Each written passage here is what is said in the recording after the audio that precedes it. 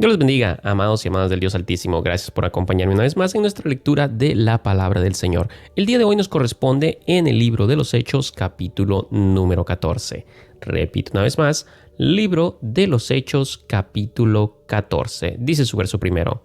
En Iconio, Pablo y Bernabé entraron como de costumbre en la sinagoga judía y hablaron de tal manera que creyó una multitud de judíos y de griegos. Pero los judíos incrédulos incitaron a los gentiles y les amargaron el ánimo contra los hermanos.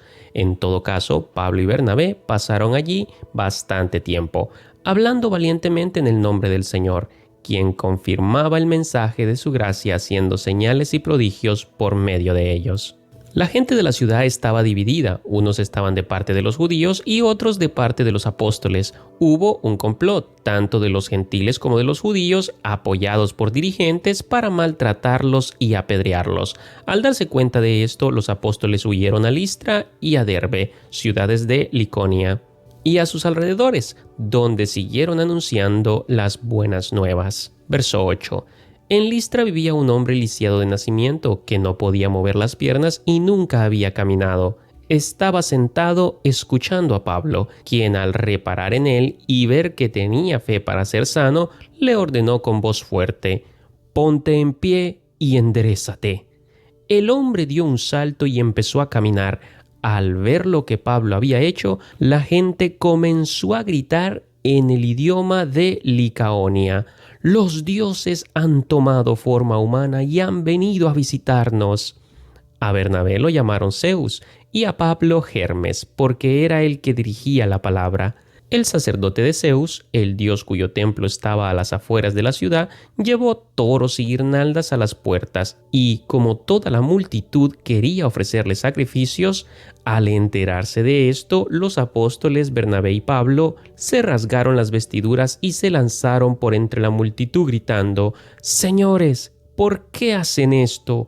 Nosotros también somos hombres mortales como ustedes. Las buenas nuevas que les anunciamos son que dejen estas cosas sin valor y se vuelvan al Dios viviente, que hizo el cielo, la tierra, el mar y todo lo que hay en ellos». En épocas pasadas Él permitió que todas las naciones siguieran su propio camino. Sin embargo, no ha dejado de dar testimonio de sí mismo haciendo el bien, dándoles lluvias desde el cielo y estaciones fructíferas, proporcionándoles comida y alegría de corazón.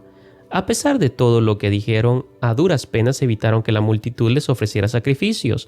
En eso llegaron de Antioquía y de Iconio unos judíos que hicieron cambiar de parecer a la multitud. Apedrearon a Pablo y lo arrastraron fuera de la ciudad, creyendo que estaba muerto. Pero cuando lo rodearon los discípulos, él se levantó y volvió a entrar en la ciudad. Al día siguiente partió para Derbe en compañía de Bernabé. Después de anunciar las buenas nuevas en aquella ciudad y de hacer muchos discípulos, Pablo y Bernabé regresaron a Listra, a Iconio y a Antioquía, fortaleciendo a los discípulos y animándolos a perseverar en la fe. Es necesario pasar por muchas dificultades para entrar en el reino de Dios, les decían. En cada iglesia nombraron ancianos y, con oración y ayuno, los encomendaron al Señor, en quien habían creído. Atravesando Pisidia, llegaron a Panfilia, y cuando terminaron de predicar la palabra en Perge, bajaron a Atalía. De Atalía navegaron a Antioquía, donde se los había encomendado a la gracia de Dios para la obra que ya habían realizado.